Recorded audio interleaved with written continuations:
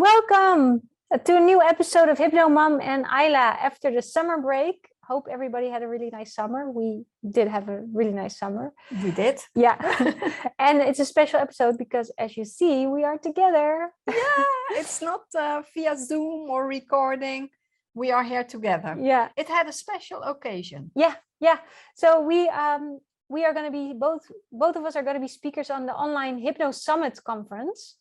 And we will give you more information as the conference progresses. It is somewhere in September, I guess.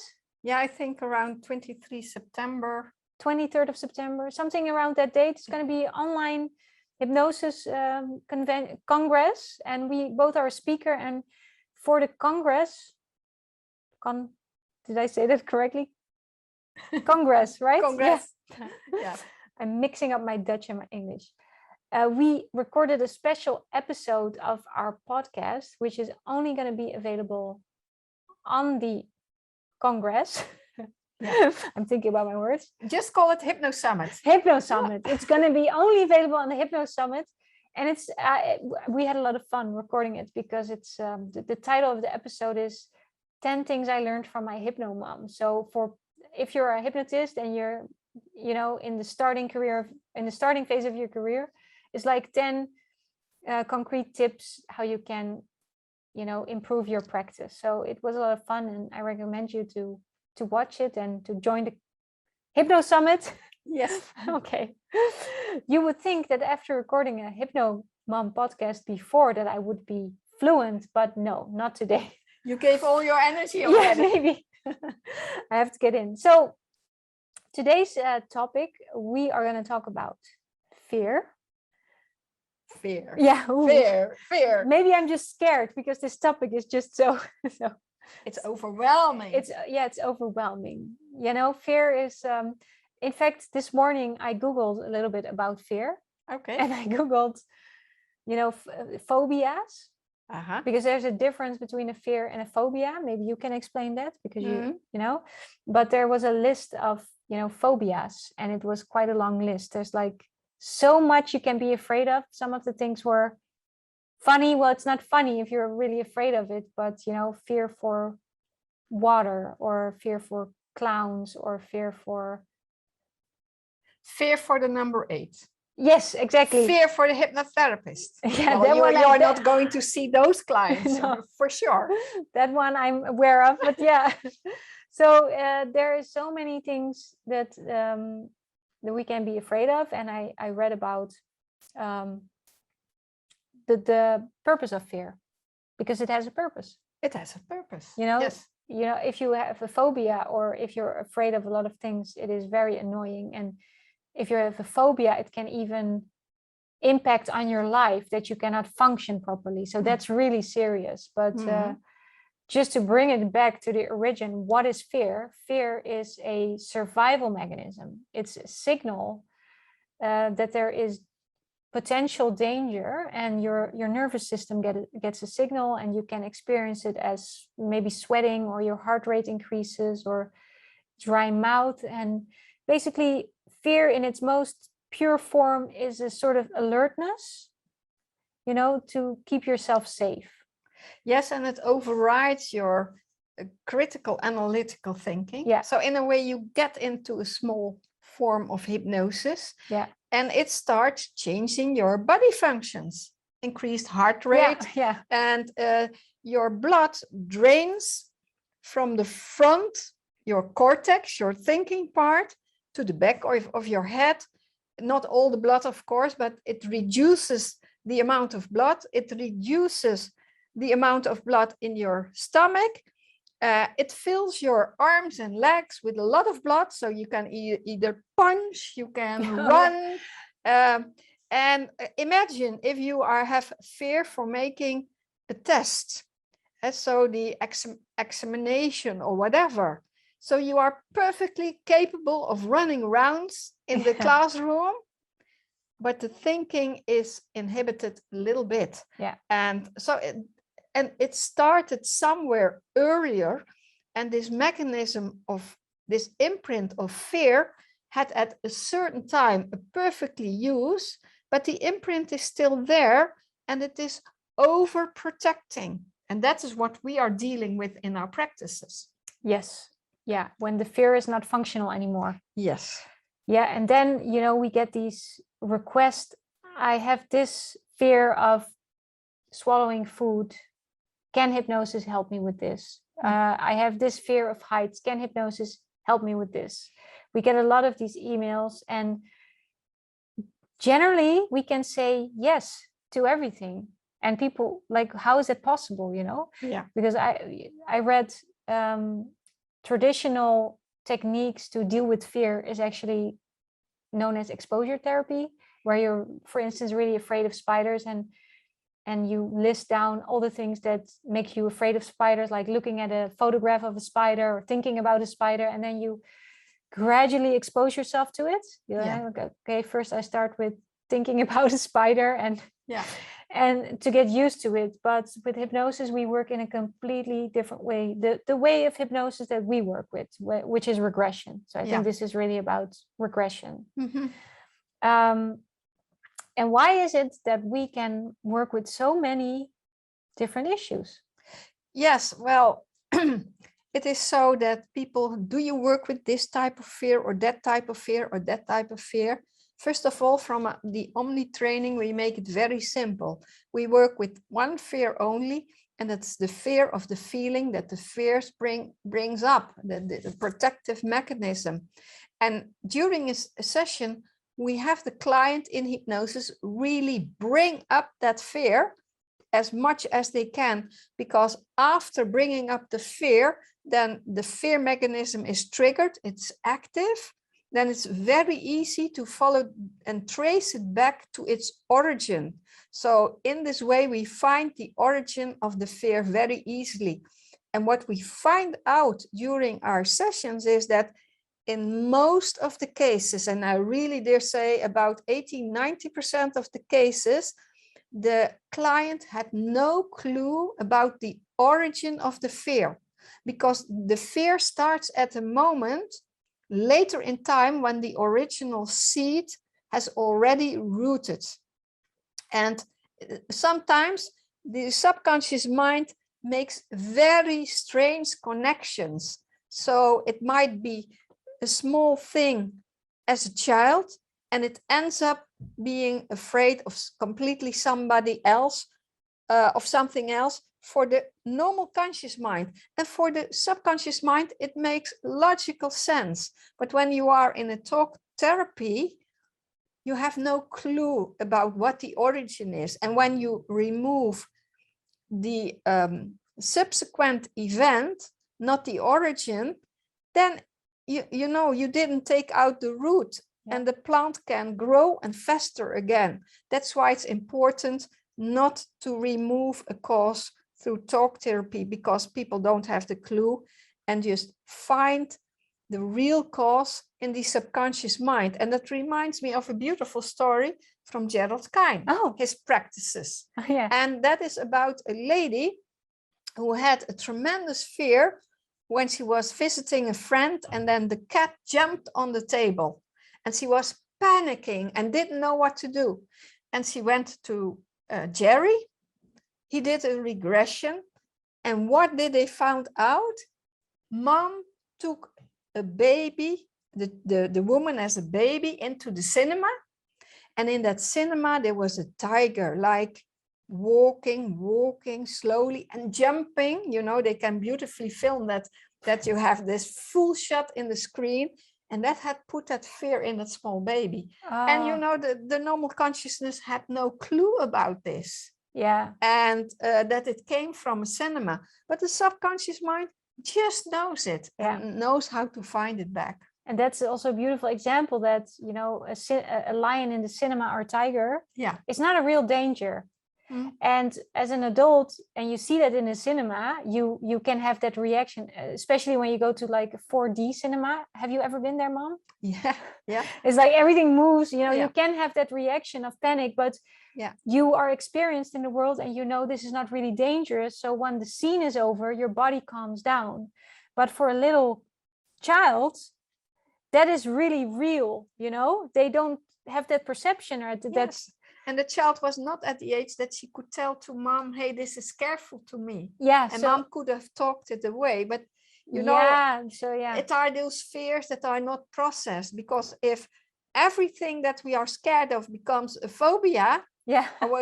we would have a lot of work. So most things are processed well. Yeah. So if mom would have been there and would have, if the kid would have said like, hey mom, Yeah. I'm scared, and the mom would have said to her like, oh, that's just a movie, it's not Yeah. real. Yeah. It would have been processed and it wouldn't have grown out probably to this Yeah. phobia. Mhm. You know, the list is so long, and for me it's like this explains it a little bit, you know, that. But you see, that list makes no sense at all, because people come with a fear and it's diagnosed according to these beautiful lists. But that's what the conscious mind is telling. Yeah. The subconscious mind can be a complete different. No, but origin. that's my point, that Yeah. you know, there can be so many different origins. Yes. And that's why we have so many different diagnoses for fear, like Yeah. you know, agoraphobia, fear of heights, fear of flying. Yeah. And even when it comes to a fear of flying, it can have different causes. You know, some people, it's not about the flying, but it's about being in an enclosed space, or it can have to do with something completely different. Yeah, we have a beautiful story, but that's for our training. Oh, about this flight attendant. Oh yeah. And what it had nothing to do with flying at all. No. It started from her youth. Yeah. So yeah, so that are the things related to fear. And if you talk about something that we can deal mostly very fast, if it's not a layered fear, when it's just a clean cut fear, we can work with it within 15 or 20 minutes even. Yeah, like this is really cut out work for the hypnotist. Yeah, so it's no big brainer. Go to a hypnotist when you have a fear. Yeah. Well, that can be the case. Sometimes it can, of course, be a little bit more complex if there's more trauma involved. Yes. But you know, some of the fears, I guess, are also logical in a way, like when you look at our development as a species, you know, like a lot of people are afraid for snakes or insects, and that has sort of a biological, you know, reasoning behind it. Because sometimes, because you can also imagine a child who is watching mom, and mom is afraid of a spider. Yeah, it takes it over. Yeah. So yeah. Then it's more. As you see, there can you when it comes to hypnosis, you cannot rationalize it in a way. You try to understand it, but you really have to ask the subconscious mind. Yeah. So what is the difference between a fear and a phobia? Well, according to Omni, it's very easily to be explained as such, that a fear is already known on the conscious level, and every time you experience the fear, it grows and grows. Whereas a phobia, it develops subconscious, and I think on the subconscious level it is also compounded, but one time it breaks through and it's really very how do you say, severe, very intense. Yeah. And then you say, well, it broke through, and now it's like a phobia. Yeah, I think, I don't know if I'm just thinking about an example with Dad when we were on a holiday in Mexico, and we climbed one of those pyramids there, and he all of a sudden got scared of the heights. Your dad, you mean? Yeah, my dad. Yeah. Your husband. Yeah. Right? Is that like, that can be an example of that, because I never knew him to be afraid of heights. Yes. And from that holiday onwards, like I noticed, I don't know if it's a phobia because he's not very extreme or anything, but he is, you know, he doesn't, when we go somewhere high, he doesn't go to the edge because it's scary. No. So that's like an example where it manifested all of a sudden, but it must have festered. I had an experience, but I managed to get rid of it again. And when we were in Mexico, and there was an elevator, and we were with the two of us, and so I went into that elevator, but suddenly a whole group of people entered the elevator, and it was a very low elevator, and then it was completely full. And I was starting to panic. And then I was thinking, remain calm. But I remember that going down took a long way. And then I had, as a subsequent event, I had that I was somewhere in the bathroom and I couldn't open the door and I freaked out completely.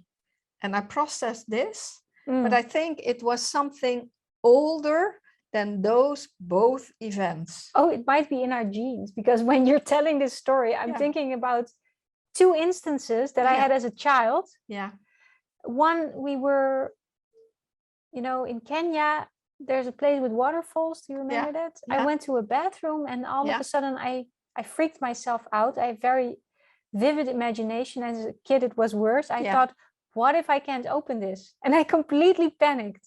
Do you know anything about this? Yes, I remember. There was a man. And then second instance, we were in an airplane. And before I even, when you go to I went to the toilet in an airplane and I didn't even do the thing you're supposed to do in a toilet because I was thinking, what if I can't open it? So I tried it and I cannot open it. And in all the panic, obviously somebody would help me, so I got out and I didn't pee. Yeah. But after that, I never had it again. So when you say this now, I'm like, is this genetic maybe? Yeah, I got it out of my system because as a hypnotist, it's compounding. So I compounded. I didn't even need to go to a hypnotist for that. Yeah. So I was and I think it had to do, I really think myself, but I should go to a hypnotist to know the origin. Exactly. But my thinking was it has to do with my birthing, because when I put on a sweater and you have these tight sweaters, and then I really start panicking. And I started saying to myself, you have survived this, it's okay. And that worked already. Okay, yeah. Yeah. So you use the knowledge of hypnosis. It is not severe enough that I need a treatment for it. So, and I find it very interesting. But my phobia is in this building. Oh, yeah. Yeah. Oh, we didn't tell you that we're in our practice, my mom's practice space. I say our because I also do sessions here, but I'm leaving this place for my sessions. Mm-hmm. I'm moving all my sessions to Amsterdam. But still it's yours because you are giving training here. Yeah, that's true.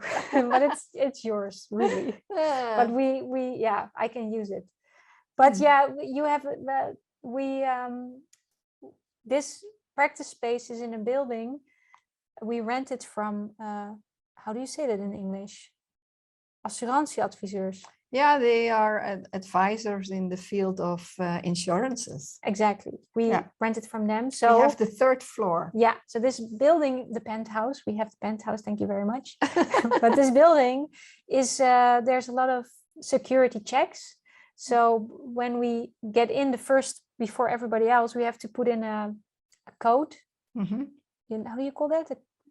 To put safety code. To switch off the alarm. Yeah.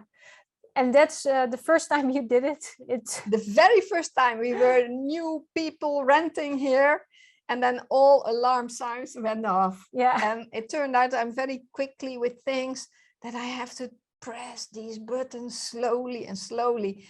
And it just didn't work out. So I had to call the security. So I said, no, it's okay. And I gave my code and everything. So it was fine. But after, the first time being there, every time now I have this little, will it go off? Will it go off?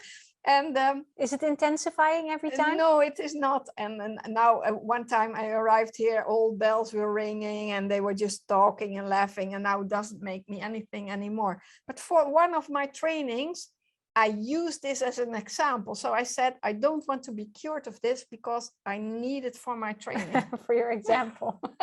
We need to hold on to small phobia so that we have some material. Yeah, so you can imagine it's nothing.